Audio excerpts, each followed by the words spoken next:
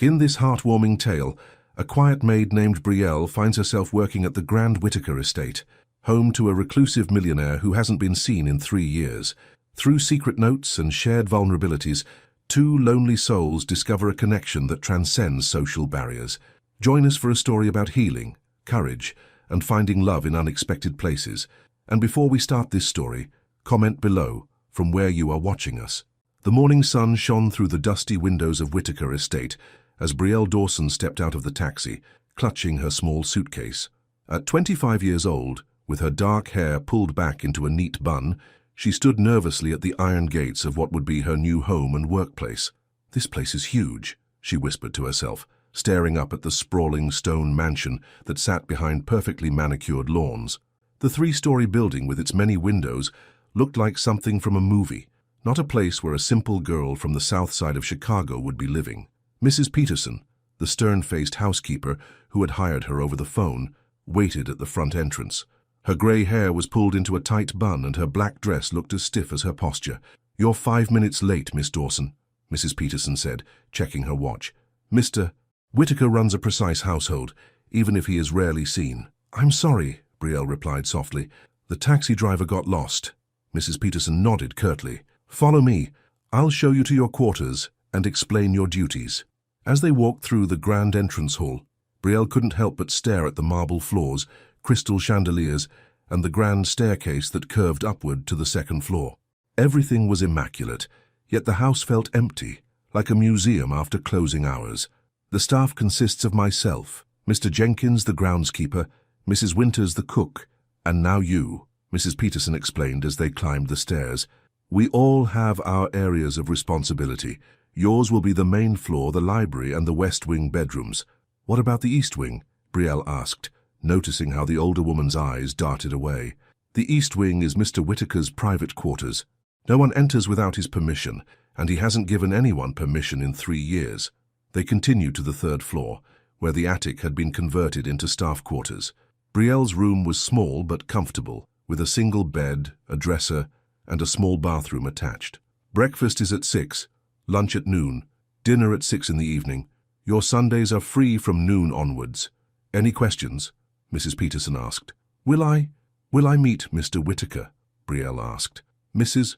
Peterson's expression softened slightly. "That's unlikely, dear.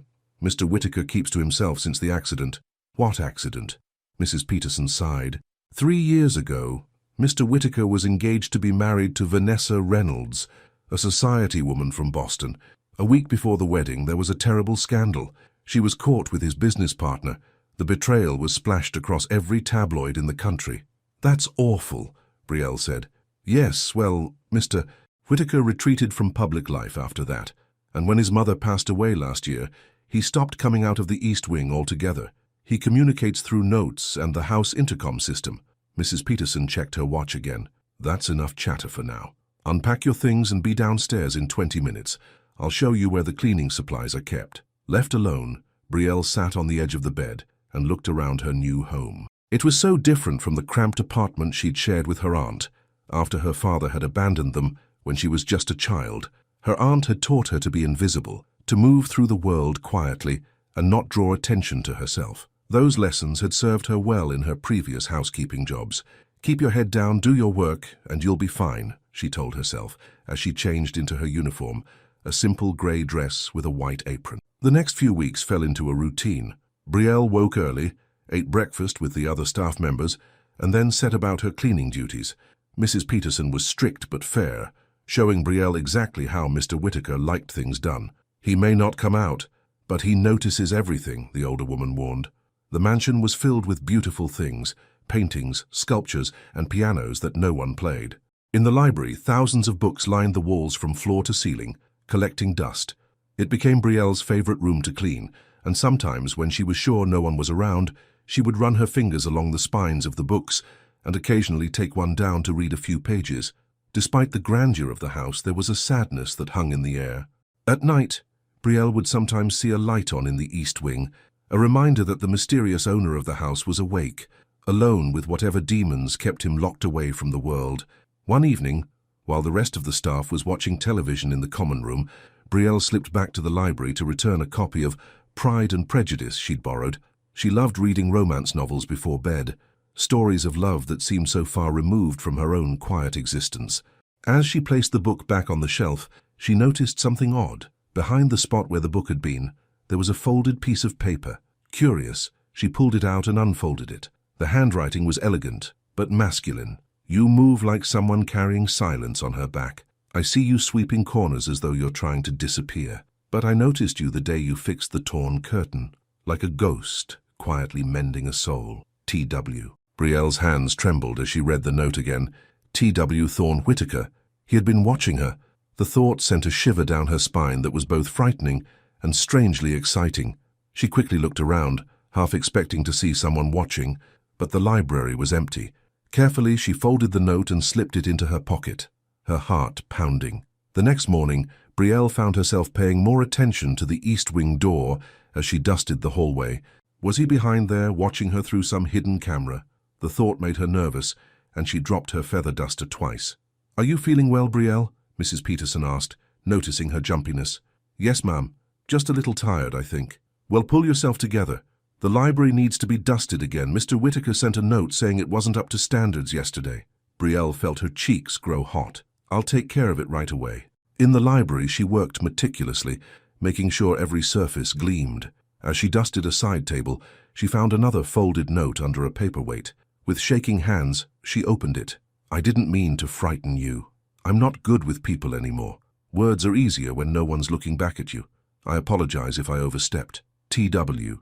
Brielle read the note 3 times. There was something vulnerable in those words that surprised her. This wasn't a powerful man toying with the help. This seemed like a man who was hurting, who had forgotten how to connect with people. Without thinking too much about it, she took a piece of paper from a desk drawer and wrote back, "You didn't frighten me. I'm used to being overlooked, but I didn't expect to be understood. Thank you for not mocking the way I exist quietly. B." She folded the note and, after a moment's hesitation, placed it back under the paperweight. Was she being foolish? Probably. But something about those notes had touched her in a way she hadn't expected. The next day, Brielle was assigned to clean the music room, where 3 grand pianos sat untouched. As she was polishing one of them, she found another note tucked between the keys. "B, thank you for writing back. It's been a long time since I've had a real conversation with anyone, even if it's just on paper. Do you play? The piano, I mean. I used to. Before everything. T.W." Brielle smiled as she read the note. She took out the small notepad she now carried in her pocket and wrote, "T.W., I don't play any instruments. My aunt could never afford lessons, but I love listening to music. What happened to make you stop playing, if you don't mind me asking? B." She placed her reply on top of the piano, knowing he would find it. The notes continued over the next week. She would find them in unexpected places, tucked into a book she had been reading, under a vase of fresh flowers, inside a drawer she was organizing, and she would leave her replies in visible spots, a secret conversation happening right under the noses of the other staff members. Through their letters, Brielle learned that Thorne had been a musical prodigy as a child, that he had invented his first smart home device at 19, and that he had loved his mother deeply. He never mentioned the fiancée who had betrayed him, but Brielle could sense the pain behind some of his words. In turn, she told him about growing up with her aunt after her father left, about her love of books, and how she'd always dreamed of going to college but had to work instead. She found herself sharing thoughts she'd never told anyone else, finding a strange freedom in these paper conversations. One evening, Mrs. Peterson called Brielle into her office. "Brielle, have you noticed anything unusual lately?" the housekeeper asked, her face serious. Brielle felt her heart race. Had she discovered the notes? "Unusual, ma'am. Mr. Whitaker has been requesting that you specifically handle certain rooms. The library, the music room, his mother's old sitting room. He's never shown preference for any staff member before. I didn't know," Brielle said truthfully. She had no idea he'd been making such requests. Mrs. Peterson studied her face carefully. "Mr. Whitaker is a good man who has been through a terrible time. Whatever is happening, just be careful. He's very fragile, and so, I suspect, are you." "Yes, ma'am," Brielle replied, unsure what else to say. That night, Brielle couldn't sleep. Was she getting too invested in these notes? Was she setting herself up for heartbreak? She was just the maid, after all, and he was a millionaire who could have anyone he wanted if he ever decided to rejoin the world. But the next morning, She found a note on her cleaning cart that made her heart skip a beat. B, I've never told anyone this, but I think about leaving this wing sometimes, about walking through the house in daylight again. But then I remember how the world looks at me now, with pity or curiosity, and I stay where I am. But your letters make me feel like maybe there's someone who would just see me. Not the money, not the scandal, just me. Is that too much to hope for? T.W. Brielle held the letter to her chest, tears welling in her eyes. In that moment she knew she was falling for a man she had never seen, whose voice she had never heard. A man who existed for her only in handwritten notes and the soft glow of a light behind the east wing door. She took out her notepad and wrote, T.W., hope is never too much to ask for. I would see you. Just you. I promise. B. The next day, Brielle was assigned to clean the rarely used guest bedrooms in the west wing. As she was changing the sheets on one of the beds, the door suddenly opened. Expecting to see Mrs. Peterson, Brielle turned with a smile that quickly froze on her face. A tall, elegant woman with perfectly styled blonde hair stood in the doorway, dressed in an expensive-looking suit and heels that probably cost more than Brielle made in a month. "Oh, I didn't realize anyone was in here," the woman said, her voice cultured and smooth. "You must be new. I don't recognize you." "Yes, ma'am," Brielle replied, dropping her gaze as she'd been taught. "I'm Brielle, the new maid." "I'm Vanessa Reynolds," the woman said, as if the name should mean something to Brielle. And it did. This was the woman who had broken Thorne's heart, the reason he had locked himself away. "I'm here to see Thorne. Is he still hiding in the east wing?" "I wouldn't know, ma'am," Brielle said, though her heart was pounding. "I've never seen Mr. Whitaker." Vanessa laughed, a cold sound that held no warmth. "Of course you haven't. He became such a recluse after our little misunderstanding. Tell Mrs. Peterson I'm here, would you? I need to speak with Thorne about a business matter." "Yes, ma'am," Brielle said, hurrying out of the room, her mind racing. Why was this woman here? What did she want with Thorne after all this time? She found Mrs. Peterson in the kitchen, discussing the week's menu with Mrs. Winters. "Excuse me, Mrs. Peterson, but there's a Miss Reynolds here to see Mr. Whitaker," Brielle said. Mrs. Peterson's face darkened. "Vanessa Reynolds is here? In this house?" "She said it was about a business matter," Brielle explained. Mrs. Peterson sighed heavily. "I'll handle this. Return to your duties, Brielle." But as Brielle went back to the guest room, she couldn't help but overhear the conversation as Vanessa's voice carried down the hallway. "Peterson, don't be ridiculous. Just tell Thorne I'm here. It's important. Miss Reynolds, Mr. Whitaker has made it very clear he doesn't wish to see you. Not now. Not ever." "This isn't about personal matters," Vanessa insisted. "It's about the company. Marcus is planning to force a vote to remove Thorne from the board. If he doesn't come out of hiding and fight this, he'll lose everything his father built." Marcus, that must be the business partner Vanessa had been caught with, Brielle realized. "I'll pass along the message," Mrs. Peterson said coldly. "Now, if you'll excuse me, I have duties to attend to." Brielle quickly ducked into the guest room as Mrs. Peterson walked back down the hallway, her face tight with anger. Later that afternoon, as Brielle was cleaning the library, she found another note hidden inside a copy of Jane Eyre. "B, my past has come knocking at the door today. I'm sorry you had to see her. Some ghosts refuse to stay buried. T.W." Brielle bit her lip, wondering if she should mention what she'd overheard. Deciding that honesty was important, she wrote back, "T.W. I'm sorry she upset you. I overheard something about the company and someone named Marcus forcing a vote. I hope that's not too forward of me to mention. B." The next morning, Brielle found a note slipped under her bedroom door. "B, you're never too forward. You're right about Marcus. He's trying to take my company, the company my father built. I should fight, but I don't know if I have the strength anymore. T.W." Brielle felt a surge of protectiveness she couldn't explain. Taking out her notepad, she wrote, "T.W. Because sometimes the hardest battles are the ones we fight for others, not ourselves. Your father would want you to protect what he built, and I believe you're stronger than you think. B." She slipped the note under the east wing door before she could lose her courage, then hurried away, her heart pounding. For 3 days there was no response, no notes hidden in books or under vases. Brielle began to worry that she'd overstepped, that her words had somehow offended him. On the 4th day, as she was dusting the hallway outside the east wing, she noticed something different. The door, which had always been firmly closed, was now slightly ajar. A sliver of light spilled out onto the dark hallway floor. Brielle froze, her feather duster hanging in mid-air. Was this an invitation, or had he simply forgotten to close the door properly? Slowly, carefully, She approached the door. Her hand trembled as she raised it to knock softly. "Mr. Whittaker," she called quietly. "It's Brielle. Is everything all right?" There was no answer, but the door moved slightly under her touch, opening a little wider. Taking a deep breath, Brielle pushed it open and stepped into the east wing for the first time. The hallway was dimly lit, but clean and well-maintained. She walked slowly, her heart in her throat, until she came to an open door that led to what appeared to be a study. A large desk dominated the room, covered with papers and computer equipment. And sitting in a chair by the window staring out at the gardens below was a man. He turned as she entered, and Brielle saw Thorne Whittaker's face for the first time. He wasn't at all what she had expected. In her mind, she had pictured someone older, harder somehow. But the man before her was young, with dark hair that fell across his forehead and intense blue eyes that seemed to see right through her. He was handsome despite the pallor of his skin that spoke of too much time indoors, and the sadness in his eyes that matched the tone of his letters. "Brielle," he said, his voice rough from disuse.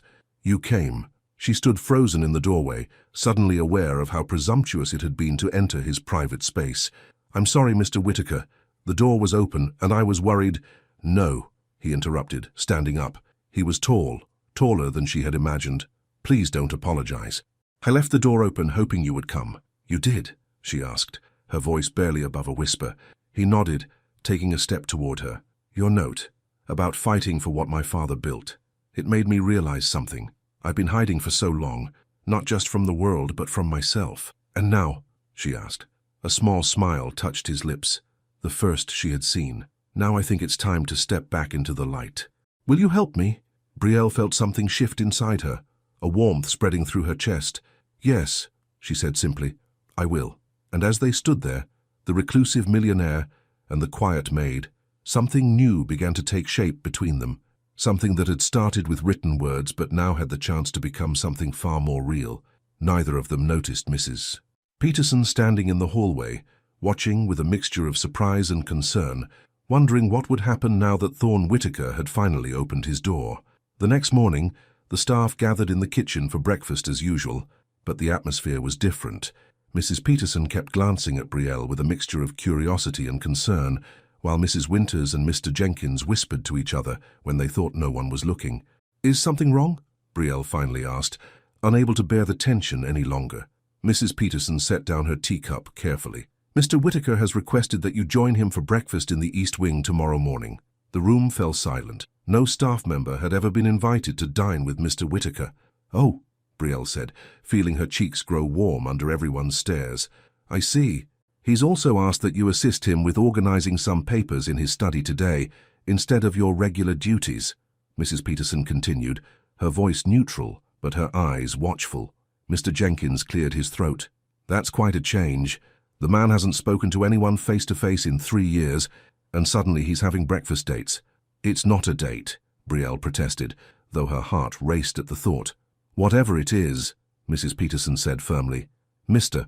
Whittaker is the employer, and we follow his instructions. Brielle, finish your breakfast and report to the East Wing at 9 o'clock. As Brielle hurried to her room to freshen up before meeting Thorne, Mrs. Peterson followed her. "Brielle," the older woman said, closing the door behind them, "I need to speak with you candidly." "Yes, ma'am," Brielle asked, suddenly nervous. "I've been with the Whittaker family for 30 years. I watched Thorne grow up. I was here when that woman broke his heart and when his mother died." Mrs. Peterson's stern face softened slightly. "He's a good man who's been through terrible pain, but he's also your employer, and he's a millionaire while you're—" "The help," Brielle finished for her, a knot forming in her stomach. "Yes," Mrs. Peterson said gently. "These situations rarely end well for young women in your position. Please be careful." "We've just been talking, Mrs. Peterson," Brielle said. "Through notes at first, and now, well, I don't know what happens next." "Just remember who you are and who he is," the housekeeper advised. "And be careful of Vanessa Reynolds. She's a snake, and now that she knows Thorne might be coming out of hiding, she'll be back." With those ominous words, Mrs. Peterson left, leaving Brielle to wonder if she was making a terrible mistake. But at 9 o'clock, she found herself standing outside the East Wing door, which was now fully open. "Come in," Thorne called when she knocked. He looked different today. He'd shaved and his hair was neatly combed. He wore a simple button-down shirt and slacks, but they were clearly expensive. He stood when she entered, a nervousness in his movements that matched her own. "Good morning," he said, gesturing to a chair across from his desk. "Thank you for coming." "Of course, Mr. Whitaker," she replied, sitting down carefully, aware of how out of place she felt in her grey uniform. "Please call me Thorn," he said with a small smile. "After all those letters, Mr. Whitaker seems too formal, don't you think?" She returned his smile, relaxing slightly. "Thorn, then." He sat back down, running a hand through his hair in a gesture she found endearing. "I've been thinking about what you wrote about fighting for my father's company. You were right. I need to stop hiding." "What will you do?" she asked. "I've called an emergency board meeting for tomorrow," he said, determination in his voice. "Marcus Thomas has been trying to convince the board that I'm mentally unstable, unfit to lead the company. I need to prove him wrong." "And that's where I come in?" Brielle asked, glancing at the stacks of papers on his desk. "I need to review all these financial reports and board minutes from the last 3 years," he explained. "There's too much for me to go through alone before tomorrow. I hoped you might help me." "I don't know anything about business," she admitted. "You don't need to," he assured her. "I just need someone to help me organize everything, maybe take notes while I review the documents. Someone I can trust." The word hung in the air between them. Trust. Something rare and precious in Thorn's world. "I'll help any way I can," she promised. They spent the morning sorting through papers, with Thorn explaining bits and pieces of his business to her. Brielle was surprised to discover how much she enjoyed learning about Whitaker Smart Technologies, the company that had made Thorn's family fortune and that he had expanded with his own inventions. "Your home automation systems are in millions of homes," she said, impressed, as she read through a sales report. "The irony isn't lost on me," he replied with a wry smile. "I created technology to make homes more connected, more open, while I've been living locked away from the world." "Why did you?" she asked softly, then immediately regretted her boldness. "I'm sorry, that's not my place to ask." "No, it's all right," he said, setting down the paper he was reading. "After what happened with Vanessa and Marcus, it wasn't just the betrayal. It was seeing my personal tragedy splashed across every tabloid, becoming a joke at dinner parties. Poor Thorn Whitaker, the genius who couldn't see his fiancée, was cheating with his best friend." "That's cruel," Brielle said, her heart aching for him. "My mother was my rock through all of it," he continued, his eyes distant with memory. "She reminded me that there was still good in the world, still people worth trusting. When she got sick, I don't know, something in me just broke. After she died, the thought of facing the world again seemed impossible. And now?" she asked. He looked at her, really looked at her, in a way that made her breath catch.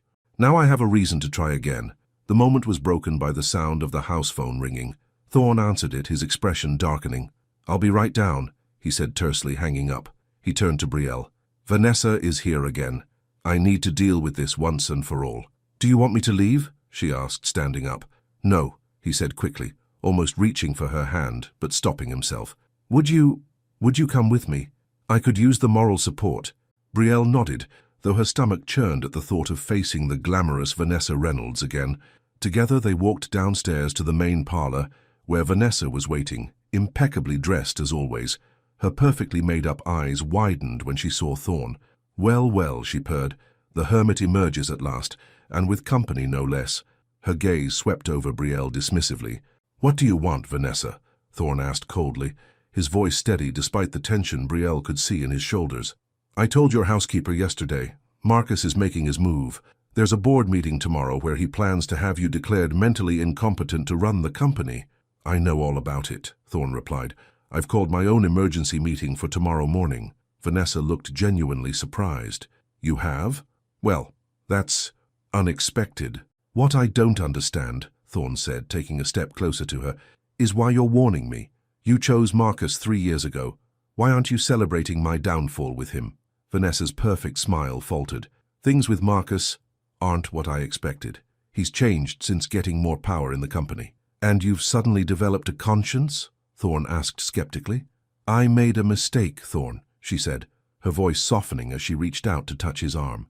"A terrible mistake that I've regretted every day since. Maybe this is my chance to make things right." Brielle watched as Vanessa transformed before her eyes, going from cold and calculating to vulnerable and regretful. It was an impressive performance, but that's all it seemed to be, a performance. To her relief, Thorn stepped back from Vanessa's touch. "If you really want to help, you can tell me exactly what Marcus is planning." Vanessa sighed dramatically. "He's gathered support from most of the board members. He has medical reports, fake ones, of course, claiming you've had a mental breakdown, and he has photos of the estate, showing how you've locked yourself away. He's painting you as a Howard Hughes type, too unstable to lead. And what does he offer you in return for your help? Thorne asked. A flash of anger crossed Vanessa's face before she composed herself. Nothing. I told you, I'm trying to make amends. I find that hard to believe, Thorne said. But thank you for the information. Now, if you'll excuse us, we have work to do. Us? Vanessa repeated, looking at Brielle with new interest.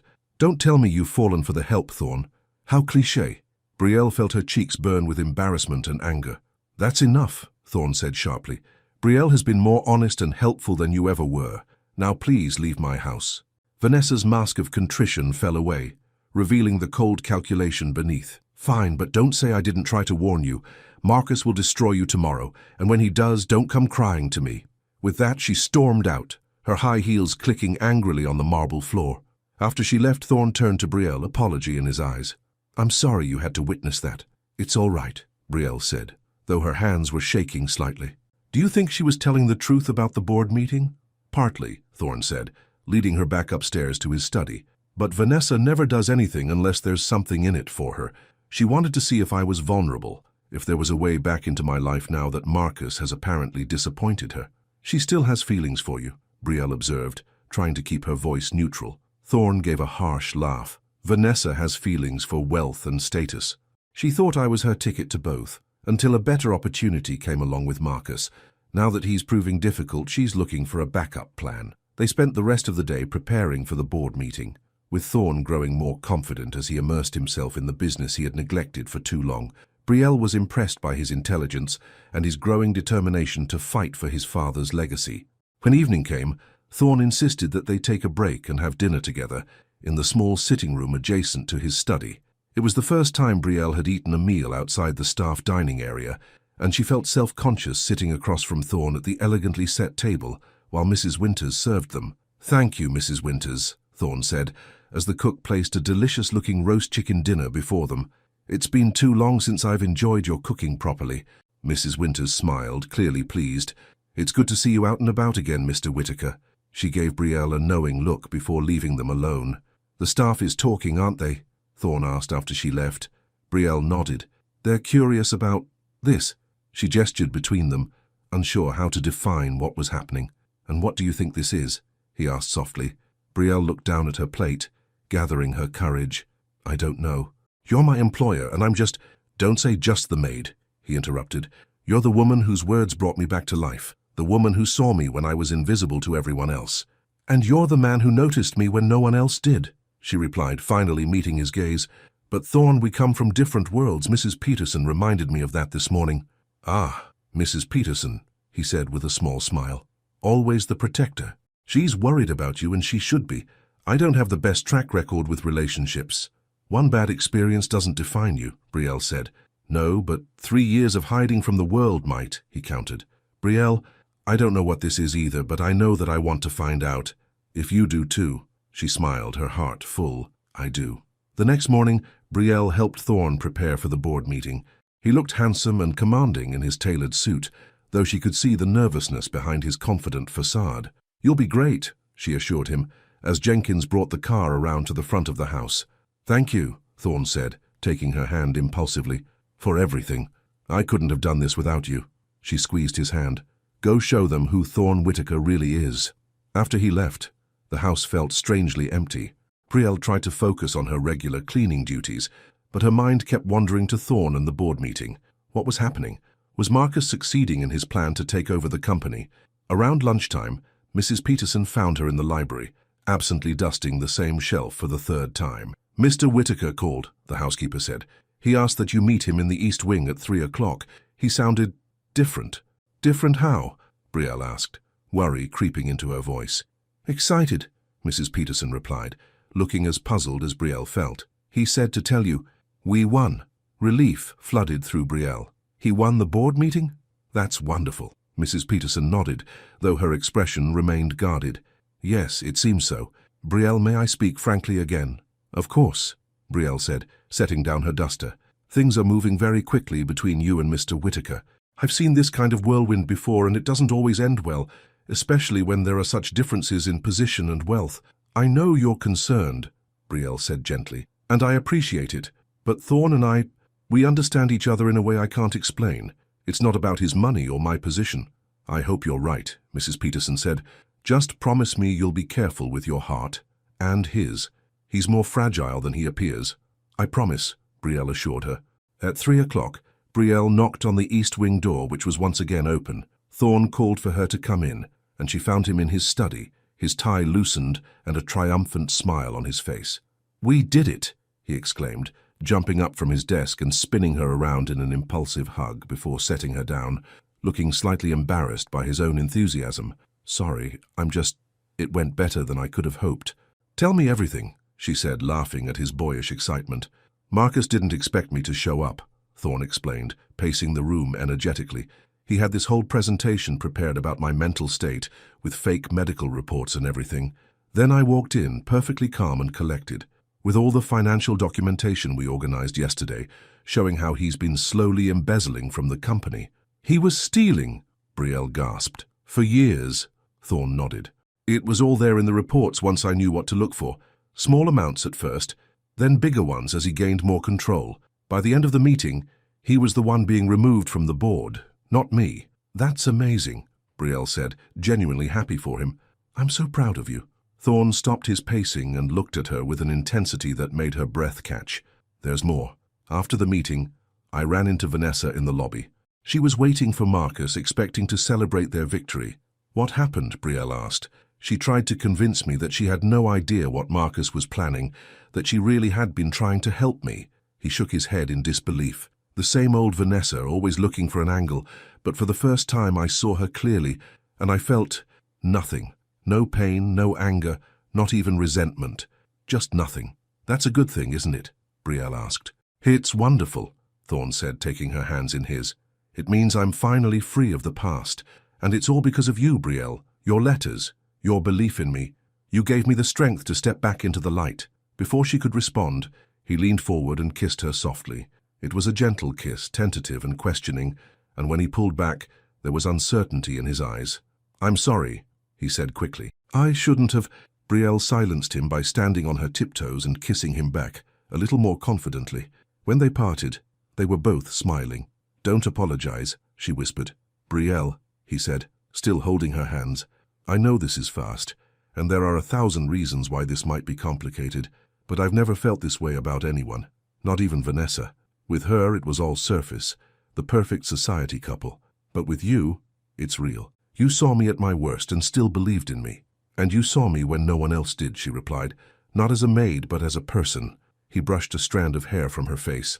I want to see where this goes, if you do. No more hiding, no more notes. Just us figuring this out together. I'd like that, she said simply. They spent the rest of the afternoon talking, sharing stories from their pasts and dreams for the future. Thorn told her about his plans to become more involved in the company again, to develop new technologies that would help people connect rather than isolate. And what about you? He asked. What are your dreams, Brielle? She hesitated, unused to being asked such questions. I always wanted to go to college, she admitted, to study literature or maybe education. I love books, the way they can transport you to different worlds, different lives. Then you should do it, he said immediately. I could help. No, she interrupted gently. If I go to college, I need to do it on my own terms, my own way. He looked at her with admiration. I understand, and I respect that. It's one of the things He stopped himself, clearly realizing he was about to say something too momentous for their new relationship. It's one of the things I admire about you. As evening approached, they reluctantly parted, both aware that they were at the beginning of something profound and potentially life-changing. Tomorrow, Thorn said, walking her to the door of the east wing. Would you join me for breakfast again? And maybe we could walk through the gardens afterward. I haven't been outside in too long. I'd like that, Brielle replied with a smile. As she walked back to her attic room, her heart lighter than it had been in years, she didn't notice Vanessa Reynolds watching from her car parked just outside the estate gates, her face twisted with jealousy and rage. Enjoy it while it lasts, little maid, Vanessa whispered to herself. Thorn Whitaker belongs in my world, not yours, and I always get what I want in the end. Over the next few weeks, the staff of Whitaker Estate watched in amazement as their reclusive employer transformed before their eyes. Thorne began eating meals in the dining room instead of alone in the East Wing. He started working in the library or the garden, no longer hiding away from the world, and almost always at his side was Brielle, their relationship blossoming despite the raised eyebrows and whispered comments. "It's like watching a flower that's been in the dark suddenly find sunlight," Mrs. Winters remarked one morning as she prepared breakfast and watched through the kitchen window as Thorne and Brielle walked through the garden, their heads close together in conversation. "Or watching a disaster in slow motion," Mrs. Peterson replied darkly. "Nothing good comes from the master falling for the help. Mark my words." "Oh, hush," Mrs. Winters chided. "They're happy. When's the last time anyone in this house was truly happy?" Meanwhile, Thorne was rediscovering the world with Brielle by his side. He took her to dinner at his favorite restaurant in the city, introduced her to his few remaining friends, and even brought her to the Whitaker Technologies headquarters to show her where he worked. "Everyone's staring," Brielle whispered as they walked through the sleek, modern offices. "Let them," Thorne said, taking her hand confidently. "I'm proud to be with you." But not everyone was pleased with the new couple. Vanessa Reynolds had not given up her plans to win back Thorne, or at least his fortune. She began a careful campaign, starting with a tearful phone call to Thorne. "I'm so sorry to bother you," she said, her voice trembling. "But Marcus is threatening me. He's furious about losing his position at the company, and he's blaming me for warning you." "What do you expect me to do about it?" Thorne asked, his voice cool but not unkind. "I don't know," she sobbed. I have nowhere else to turn. You were always the one person I could count on, Thorne, even after everything I did." Thorne sighed, looking at Brielle, who was sitting across from him in his study. He covered the phone with his hand. "She says Marcus is threatening her," he whispered. "Do you believe her?" Brielle asked quietly. Thorne hesitated.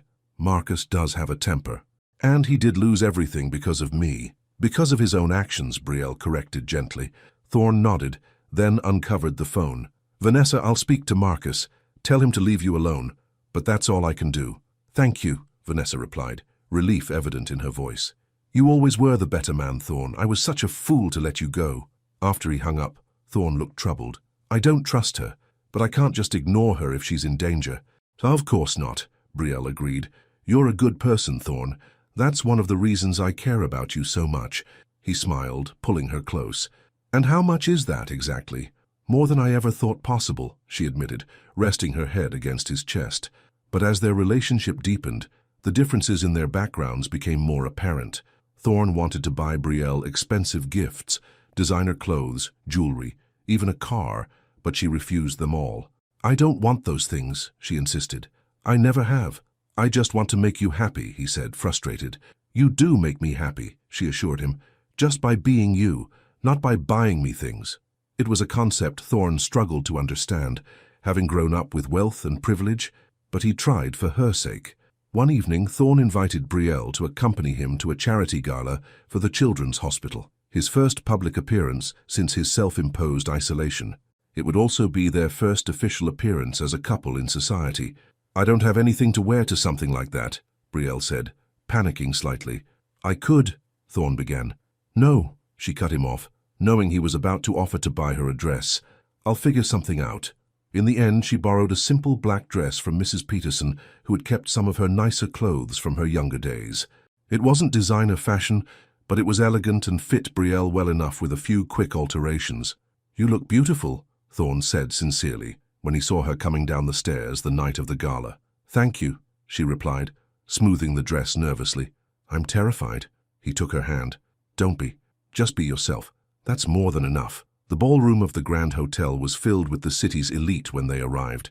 Heads turned as Thorne Whitaker, the notorious recluse, walked in with an unknown woman on his arm. Whispers followed them as they made their way through the crowd. "Thorne Whitaker! We thought you'd become a hermit," boomed a large man in an expensive suit, clapping Thorne on the shoulder. "And who is this lovely lady?" "Charles, good to see you," Thorne replied, shaking the man's hand. "This is Brielle Dawson, my—" He hesitated, looking at her. "Girlfriend," Brielle supplied with a smile, extending her hand to Charles. "Girlfriend, well, Charles said, looking Brielle up and down with undisguised curiosity. "And what do you do, Miss Dawson? Are you in technology like our Thorne here?" Before Brielle could answer, a familiar voice cut in. "She's his maid, Charles, or didn't you know?" Vanessa Reynolds stood behind them, stunning in a red designer gown. a malicious smile on her perfect lips. "Vanessa," Thorne acknowledged coldly. "I didn't expect to see you here. I never miss the Children's Hospital Gala," she replied sweetly. "It's so important to give back, don't you think?" She turned to Brielle. "That's a charming dress. Vintage, is it?" Brielle felt her cheeks burn with embarrassment, but she held her head high. "It's borrowed, actually, but the cause is what matters tonight, not the clothes." Charles looked uncomfortable. "Well, I should circulate. Lovely to meet you, Miss Dawson." He hurried away, no doubt to spread the gossip about Thorne Whitaker dating his maid. "You look well, Thorne," Vanessa said, ignoring Brielle now. "It's good to see you back in society where you belong." "Thank you for your concern about Marcus," Thorne replied formally. "I've spoken to him, and he assured me he hasn't made any threats against you." Vanessa's smile faltered slightly. "Men like Marcus are good at hiding their true nature. But thank you for trying." She placed a hand on his arm, letting it linger. "It means a lot to know you still care." "I care about everyone's safety," Thorne clarified, gently removing her hand. "Now, if you'll excuse us, we should greet our hosts." As they walked away, Brielle could feel Vanessa's eyes burning into her back. The rest of the evening was a minefield of awkward conversations and curious stares. Some people were kind to Brielle, while others barely acknowledged her once they learned who she was, or rather what she did for a living. Through it all, Thorne remained by her side, proud and attentive, though she could see the strain in his eyes. "We can leave if you want," he whispered during a lull in the evening. "No," she said firmly. "I won't run away. This is your world, Thorne. I need to learn to navigate it if we're going to be together." He looked at her with such admiration that it made her heart swell. "You're the strongest person I know, Brielle Dawson." Later, as they were preparing to leave, a waiter approached with a note for Thorne. He read it quickly, his expression darkening. "What is it?" Brielle asked. "It's from Vanessa. She says she needs to speak to me privately about Marcus. She's waiting in the hotel bar." He looked torn. "I should at least hear what she has to say." "Do you want me to come with you?" Brielle offered. Thorne shook his head. "It might be better if I talk to her alone. She'll be more likely to tell me the truth without an audience. Why don't you wait in the lobby? I'll only be a few minutes." Brielle nodded, though something about the situation made her uneasy. As Thorne headed for the bar, she made her way to the lobby, finding a comfortable chair where she could wait. After 15 minutes had passed with no sign of Thorne, her unease grew. Finally, unable to sit still any longer, she decided to check the bar herself. The hotel bar was dimly lit and nearly empty at this late hour. Brielle scanned the room, her heart stopping when she spotted Thorne and Vanessa at a corner table. They were sitting close together, and as Brielle watched in horror, Vanessa leaned forward and kissed Thorne passionately. For one terrible moment, it appeared that Thorne was kissing her back. Then he pulled away abruptly, standing up so quickly that his chair scraped loudly against the floor. "Enough, Vanessa," he said, his voice carrying across the quiet bar. "This is exactly why I don't trust you. There is no threat from Marcus, is there? This was all just a ploy to get me alone." "Can you blame me for trying?" Vanessa asked, not looking the least bit embarrassed. "We were good together once, Thorne. We could be again. What can this maid possibly offer you that I can't?" "Honesty," Thorne replied simply. "Kindness. Love without conditions or expectations. Things you've never understood." He turned to leave and froze when he saw Brielle standing at the entrance to the bar, her face pale. "Brielle," he said, hurrying toward her. "It's not what it looked like. She kissed me." I saw you push her away," Brielle said quietly. "I trust you, Thorne." Relief washed over his face as he took her hand. "Let's go home." As they walked out, Vanessa called after them, "This isn't over, Thorne. You belong in my world, not hers." The incident at the gala was splashed across the society pages the next day. Whitaker heirs strange romance millionaire inventor. Steps out with household staff. Some of the articles mentioned the scene with Vanessa, painting it as a love triangle between the wealthy ex-fiancé and the humble maid. "I'm so sorry," Thorne said as they sat in his study. The newspapers spread out before them. "I never should have taken you to that gala." "It's not your fault," Brielle assured him. "And I'm not ashamed of who I am or what I do." "Are you?" "Of course not," he said immediately. "I'm proud to be with you no matter what anyone thinks." But the gossip didn't die down. If anything, it intensified as more people learned about their relationship. Brielle began receiving strange looks from the delivery people who came to the estate, and even some of her old friends from previous jobs stopped returning her calls. Meanwhile, Thorne was dealing with his own problems at work. Some of the more conservative board members were concerned about the publicity surrounding his personal life, suggesting it might harm the company's image. "It's ridiculous," he fumed one evening. "My personal life has nothing to do with my ability to run the company, but it affects the company's reputation," Brielle pointed out gently. "And reputation affects stock prices and sales." Thorne looked at her in surprise. "You've been studying business?" She nodded, a little embarrassed. "I've been reading some of your books. I wanted to understand your world better." He pulled her into his arms. "You're amazing, do you know that? Most people in your position would be demanding I buy them expensive things or give them a cushy job at the company. But you're trying to learn and grow on your own." "I don't want to be with you for what you can give me, Thorne," she said seriously. "I want to be with you for who you are." They might have continued in this happy bubble, ignoring the outside world's opinions, if not for the unexpected arrival of Brielle's father. It happened on a Sunday afternoon, Brielle's day off. She and Thorne were enjoying a picnic in the estate's gardens when Mrs. Peterson came hurrying toward them, looking flustered. "Brielle," she called, "there's someone here to see you, a man who says he's your father." Brielle froze, the sandwich she was holding forgotten in her hand. "My father? That's impossible. I haven't seen him since I was 7 years old." "Nevertheless, he's waiting in the front parlor," Mrs. Peterson said, "and he seems determined to see you." Thorne took Brielle's hand. "You don't have to see him if you don't want to." She shook her head. "No, I need to know why he's here after all these years." She stood up, brushing crumbs from her dress. "Will you come with me?" "Of course," Thorne said, rising to stand beside her. The man waiting in the parlor was a far cry from the father Brielle remembered. James Dawson had once been handsome and strong, but the man before her was thin and weathered, with graying hair and tired eyes. He stood when they entered, a nervous smile on his face. "Brielle," he said, his voice rough with emotion. "Look at you, all grown up and beautiful, just like your mother." "What are you doing here?" Brielle asked coldly. "How did you even find me?" James glanced at Thorne, then back to his daughter. "You're in all the papers, honey. The maid who stole the millionaire's heart." It wasn't hard to put two and two together. "I asked what you're doing here," Brielle repeated, feeling Thorne's steadying hand on her back. James had the grace to look ashamed. "I've been trying to get my life together. Been sober for 2 years now. I wanted to make amends, to reconnect with my daughter."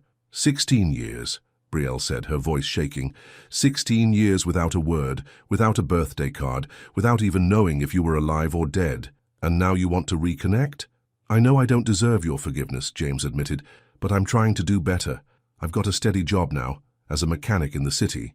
"I'm glad for you," Brielle said stiffly, "but that doesn't explain why you're here today." James looked uncomfortable. "Well, the thing is, Brielle, I've hit a rough patch. The garage where I work is closing down, and I'm behind on rent.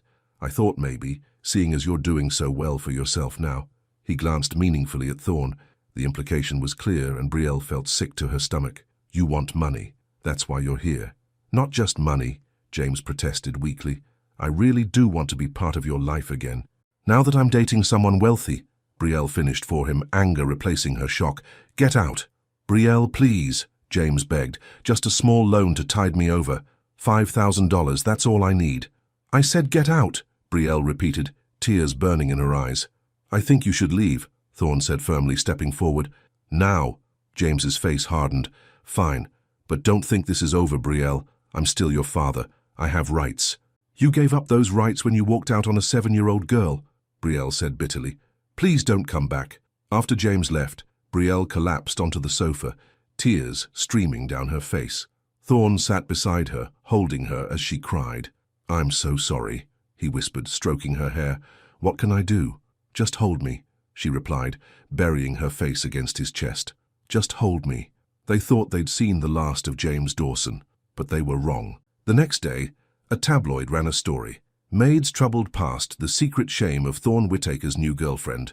The article detailed James's history of alcoholism and petty crimes, painting Brielle as the daughter of a con man who might be following in her father's footsteps.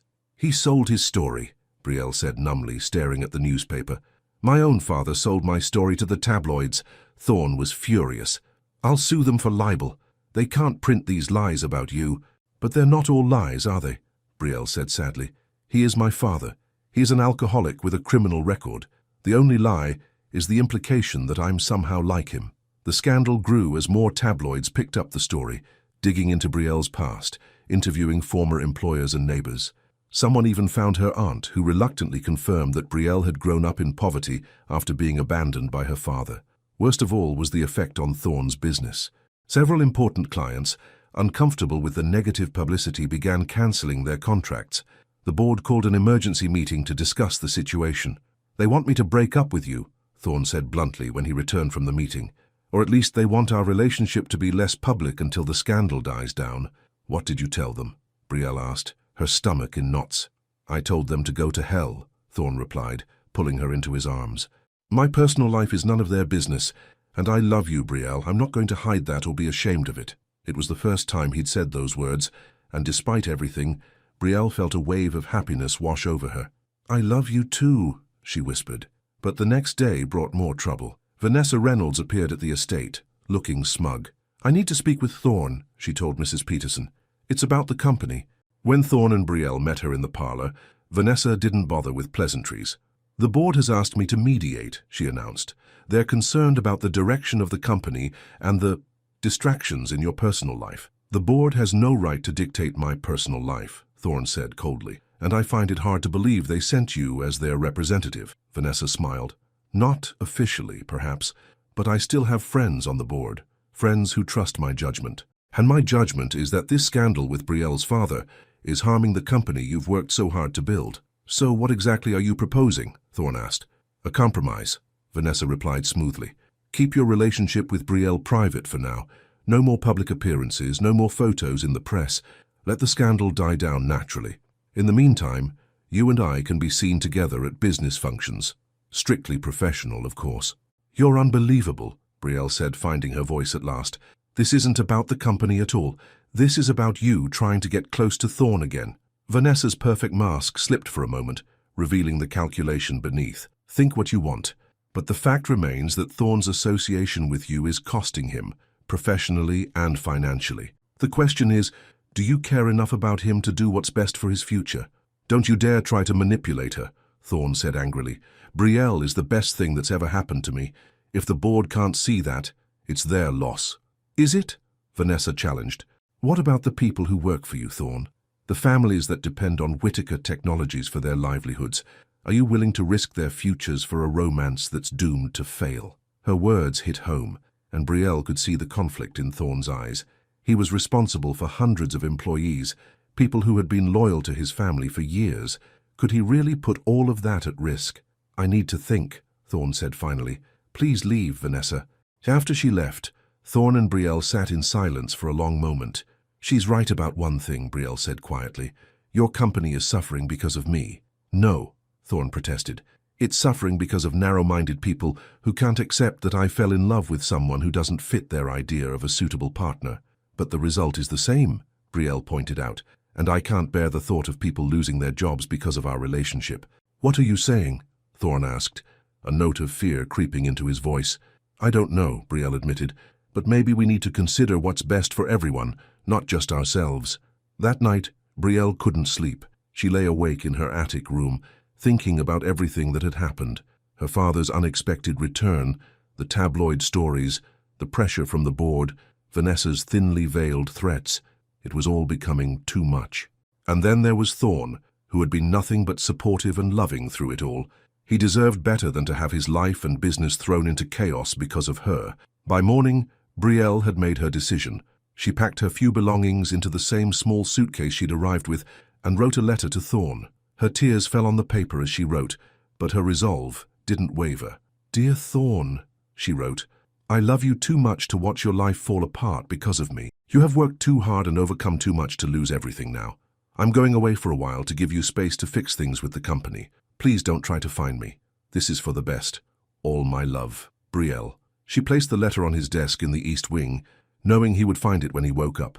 Then, in the early dawn light, she slipped out of the house that had become her home and caught a taxi to the bus station. As the bus pulled away, taking her back to the city and her old life, Brielle looked out the window at the receding view of Whittaker Estate. The East Wing was just visible from the road, and she could see a light burning in the window of Thorne's study. "Goodbye," she whispered, pressing her hand against the cold glass. "I'll love you always."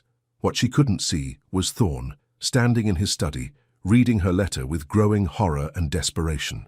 nor could she see him running outside, calling her name, too late to stop her from leaving, and she certainly couldn't see Vanessa Reynolds, watching from her car parked down the street, a triumphant smile on her perfect face as Brielle's bus drove past. "Finally," Vanessa murmured to herself, "now it's my turn again." "What do you mean you can't find her?" Thorne demanded, pacing the length of his study. 3 days had passed since Brielle's disappearance, and he was frantic with worry. "I'm sorry, Mr. Whitaker," said the private investigator he'd hired. "Ms. Dawson hasn't used her credit cards or cell phone.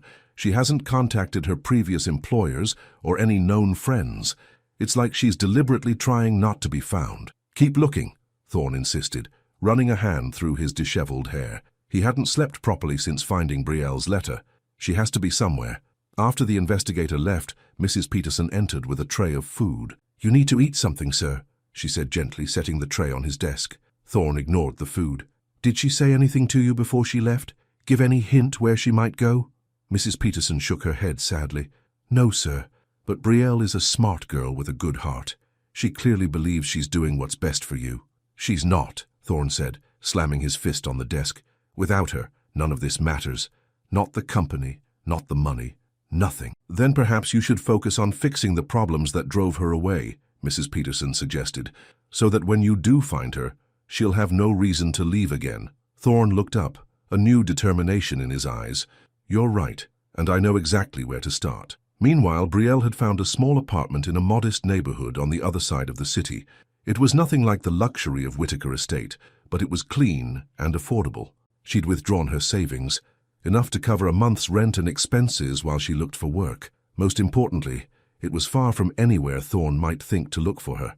Every morning, she scanned the newspaper job listings, circling possibilities with a red pen, and every night she cried herself to sleep, missing Thorne with an ache that seemed to grow stronger each day. A week after leaving the estate, Brielle was returning from a job interview when she spotted a familiar car parked outside her building. Her heart leaped, thinking Thorne had found her after all. But as she got closer, she realized it wasn't Thorne's car, but a sleek black sedan she'd seen before. Vanessa Reynolds stepped out, looking as perfect as always in an expensive suit and heels. "Hello, Brielle," she said smoothly. "May we talk?" "How did you find me?" Brielle asked, clutching her purse tightly. "I have my resources," Vanessa replied with a thin smile. "Shall we go inside? What I have to say is rather private." Reluctantly, Brielle led Vanessa up to her small apartment. She felt embarrassed by the stark contrast between her current living situation and the luxury Vanessa was used to, but the other woman didn't seem to notice or care. "What do you want?" Brielle asked, not bothering with pleasantries. "To thank you," Vanessa said, surprising Brielle. "You did the right thing by leaving. Thorne's company is already starting to recover. The board is pleased with the direction things are taking." "I'm glad," Brielle said stiffly, though her heart ached at the news. "Is that all?" "Not quite," Vanessa said, opening her designer handbag and pulling out a check. "I want to offer you this. Consider it a token of appreciation for your discretion." Brielle looked at the check and gasped. It was for $50,000. "What is this for?" she demanded. "Insurance," Vanessa replied coolly. "To make sure you stay away from Thorne. He's moving on with his life, Brielle. The company is his priority now, as it should be. This money will help you start fresh somewhere else, somewhere far away." "He sent you with this?"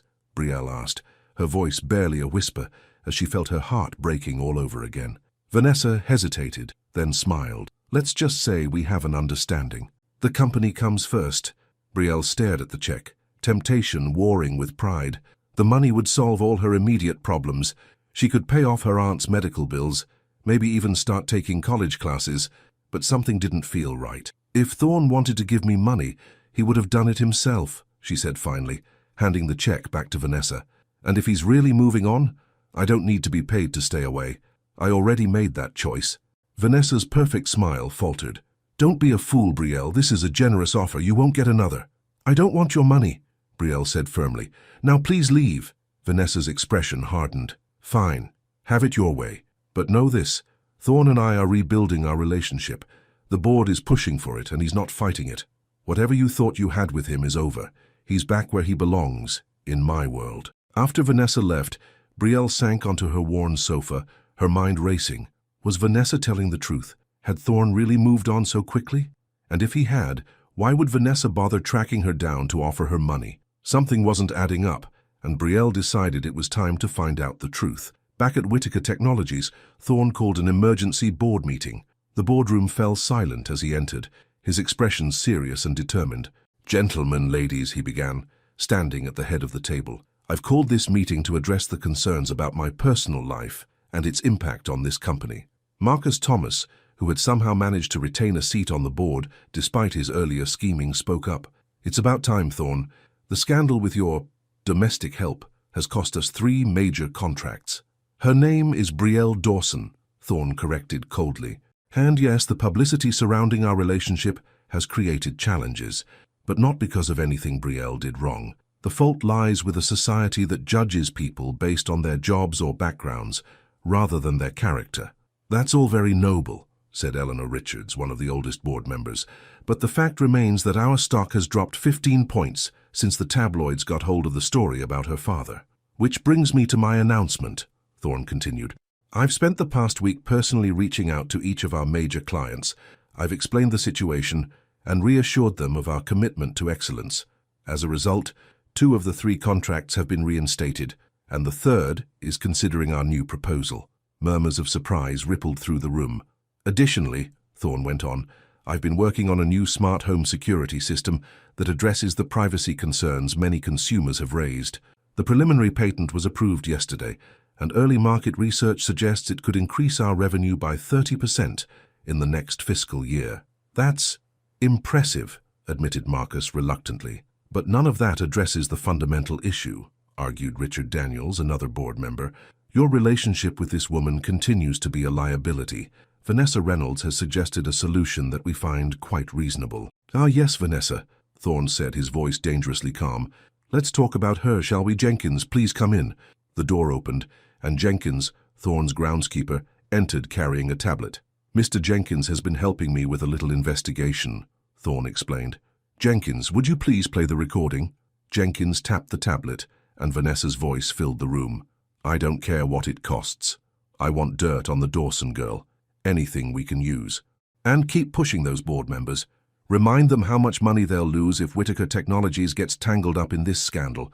The more pressure Thorne feels, the more likely he'll turn to me for help."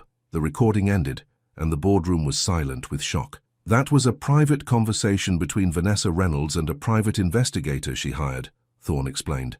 "A man who, fortunately, has more integrity than she anticipated. He came to me with this recording yesterday." "She was manipulating us?" Eleanor asked, clearly stunned. "Not just you," Thorne said grimly. "She's been playing all of us, including me, and I almost fell for it. I was so worried about the company that I couldn't see what was happening right in front of me." "What do you want from us, Thorne?" Richard asked. "Your support," Thorne replied simply. "Not for my relationship with Brielle. That's my personal business. But for my leadership of this company. Judge me on my results, not on who I choose to love." The board members exchanged glances. Then Eleanor spoke. "I think I speak for most of us when I say we owe you an apology, Thorne. We allowed ourselves to be manipulated by Vanessa's agenda. It won't happen again." "Thank you," Thorne said, relief evident in his voice. "Now, if you'll excuse me, I have something very important to take care of."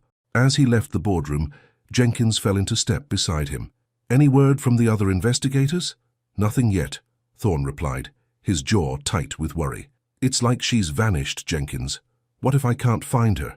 "You will, sir," the groundskeeper assured him. "Love has a way of finding its path home." Brielle stood outside the gates of Whitaker Estate, gathering her courage.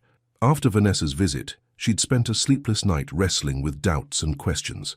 Finally, she'd decided that she needed to see Thorne one last time, to hear the truth from him directly. She pressed the intercom button, half expecting to be turned away. "Whitaker Estate," came Mrs. Peterson's voice. "It's Brielle, Mrs. Peterson. I need to speak with Thorne." There was a pause. Then the gate swung open. "Come in, dear. He's not here at the moment, but we've been worried sick about you." Brielle walked up the familiar driveway, memories flooding back with each step. When she reached the front door, Mrs. Peterson was waiting, and to Brielle's surprise, the older woman pulled her into a tight hug. "You foolish girl," Mrs. Peterson scolded, though there were tears in her eyes. "Running off like that without a word to anyone." "I left a letter for Thorne," Brielle explained weakly. "A letter?" Mrs. Peterson exclaimed, as if that makes it better. Do you have any idea what you've put that poor man through? He's barely slept or eaten. He's had private investigators searching everywhere for you. Brielle felt a surge of hope. He has, but Vanessa said, Vanessa Reynolds is a liar and a schemer, Mrs. Peterson interrupted firmly. And if you believed anything that woman told you, then you're not as smart as I thought you were. She came to see me today, Brielle admitted. She offered me money to stay away from Thorne. She said they were rebuilding their relationship. Mrs. Peterson snorted in disgust. The only relationship that woman has with Thorne is in her own imagination. Now come inside. You look like you could use a cup of tea and a proper meal. In the kitchen, Mrs. Winters fussed over Brielle, insisting she eat, while Mrs. Peterson filled her in on everything that had happened in her absence. Brielle learned about Thorne's frantic search for her, his determination to fix the problems with the company, and his discovery of Vanessa's manipulations. He should be back from the board meeting soon, Mrs. Peterson said, checking her watch. He'll be overjoyed to see you. I hope so, Brielle said, still uncertain. I hurt him by leaving. You did what you thought was right, Mrs. Peterson said gently. That's all any of us can do, but next time try talking to him first, Brielle smiled, feeling truly welcome for the first time since she'd returned. I will, I promise. After finishing her tea, Brielle decided to wait for Thorne in the library, where their relationship had first begun with those secret notes. As she ran her fingers along the familiar bookshelves, she spotted something new, a framed piece of paper on the wall. Looking closer, she realized it was her first note to him, the one where she'd thanked him for not mocking the way she existed quietly. Tears filled her eyes at this evidence that he hadn't forgotten her, that he treasured the words they'd shared. I kept them all, came a voice from the doorway. Every note, every word. Brielle whirled around to find Thorne standing there, his face a mixture of disbelief and joy. Thorne, she whispered. For a moment neither of them moved. Then they were both running, meeting in the middle of the room in a fierce embrace. I thought I'd lost you, Thorne murmured into her hair, holding her as if he'd never let go. I've had people searching everywhere. I'm so sorry, Brielle said, tears streaming down her face. I thought I was doing what was best for you, for the company. Nothing is best for me without you, Thorne said, pulling back to look into her eyes. Don't you understand that yet? You're everything to me, Brielle. The company, the money, none of it means anything if you're not by my side. But the scandal, the board is back on my side, Thorne explained. And as for the scandal, let people talk. I don't care anymore. I almost lost you because I was worried about what other people thought. I won't make that mistake again. Vanessa came to see me, Brielle admitted. She offered me money to stay away from you. Anger flashed in Thorne's eyes. That doesn't surprise me. She's been trying to manipulate all of us, but she's out of our lives now for good. What about my father? Brielle asked hesitantly. The stories in the tabloids? Your father is your family, however flawed he might be, Thorne said gently. If you want him in your life, we'll deal with that together. And if you don't, that's your choice to make. As for the tabloids, they'll find something new to gossip about soon enough. Brielle rested her head against his chest, listening to the steady beat of his heart. I was so afraid you'd moved on that you'd realized I wasn't worth all the trouble. Never, Thorne vowed. You're worth everything to me, Brielle. I love you more than I ever thought possible. I love you too, she whispered, so much that it scared me. I've never had anything so precious in my life, and I was terrified of losing it. You won't lose me, he promised. But there is one thing I need to ask you. What's that? She asked, looking up at him. Will you move out of the attic? Brielle blinked in confusion. What? Thorne smiled, taking her hand. I have something to show you. He led her through the house, up the stairs, and down the hallway toward the east wing. As they approached his private quarters, he paused outside a door Brielle had never seen open before. This was my mother's favorite room, he explained, a hint of nervousness in his voice. After she died, I couldn't bear to come in here. But these past few days, while searching for you, I realized it was time to stop living in the past and start building a future. He opened the door, and Brielle gasped in wonder. Inside was a beautiful greenhouse, filled with orchids, herbs, and flowering plants of every description. Sunlight streamed through the glass ceiling, and the air was warm and fragrant with the scent of growing things. It's beautiful, she breathed, stepping inside. My mother loved gardening, Thorne explained. This was her sanctuary. I've had Jenkins and the gardeners restore it to how it was when she was alive. In the center of the greenhouse stood a small desk, bathed in dappled sunlight. On it lay a single envelope addressed in Thorne's handwriting. To the woman who swept more than dust from my life. With trembling fingers, Brielle opened the envelope, and pulled out a letter. "Dear Brielle," it read, "in this house of silence and shadows, you brought light and life. You saw me when I was invisible. You believed in me when I had lost faith in myself, and in return I offer you all that I am and all that I have, not as your employer, not as the owner of this house, but as a man who loves you completely and without reservation. Stay, not as staff, not as muse, but as the heart of this house. Let's write something new, together, forever. All my love, Thorn." Brielle looked up from the letter to find Thorn on one knee before her, holding a small velvet box. "Brielle Dawson," he said, his voice filled with emotion, "will you marry me? Not because of who I am or what I have, but because somehow in this big empty house we found each other, we saw each other, and I never want to be without you again." He opened the box to reveal a beautiful diamond ring, simple yet elegant, catching the sunlight from above. "Yes," Brielle whispered, tears of joy streaming down her face. "Yes, I'll marry you, Thorn Whitaker." As he slipped the ring onto her finger and stood to kiss her, Brielle knew that they had both finally found what they'd been searching for all along, not just love, but a true partnership based on understanding, respect, and the courage to face the world together. In the weeks that followed, the tabloids did indeed find new scandals to report. Whitaker Technologies' stock rose to new heights with the announcement of their innovative security system. And Vanessa Reynolds, faced with the exposure of her manipulative schemes, left town for an extended European vacation.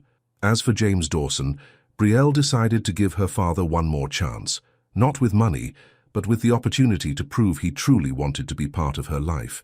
Time would tell if he was sincere in his desire to change. 6 months later, Brielle and Thorn were married in a simple ceremony in the estate gardens, surrounded by friends who had become family. Mrs. Peterson cried openly, while Mrs. Winters beamed with pride, and Jenkins gave a toast that left everyone laughing and wiping away tears. That evening, as the celebration continued around them, Thorn led Brielle back to the greenhouse, now filled with twinkling lights that reflected off the glass walls like stars. "Happy?" he asked, wrapping his arms around her waist. "Completely," she replied, leaning back against him. "Though I still can't believe all of this started with a note hidden behind a book." "The best stories often have unexpected beginnings," Thorn said, kissing her temple, "and ours is just getting started."